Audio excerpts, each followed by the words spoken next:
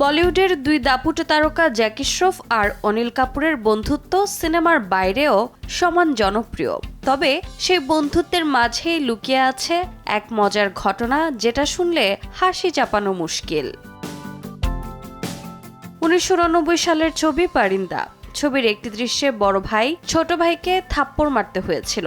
দৃশ্যের জন্য প্রস্তুত জ্যাকি শ্রফ অনিল কাপুর তখন পরিচালককে বললেন, না না, আমার এক্সপ্রেশনটা ঠিক হলো না, আবার শট দিন। প্রথমে একবার, তারপর আবারও আবার এই করতে করতে জ্যাকির হাতে রীতিমতো ব্যথা, কিন্তু অনিলের নাকি কোনোভাবেই পারফেকশনের আশা ঘোচে না। ফলে একসময় জ্যাকির চটকানার হিসাব দাঁড়ায় 17তে।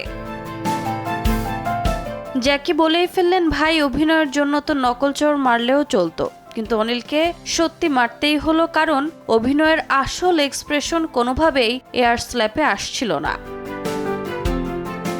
আজও যখন তারা একসঙ্গে বসে গল্প করেন, সেই 17টা চরের কাহিনী হাসতে হাসতে শোনান।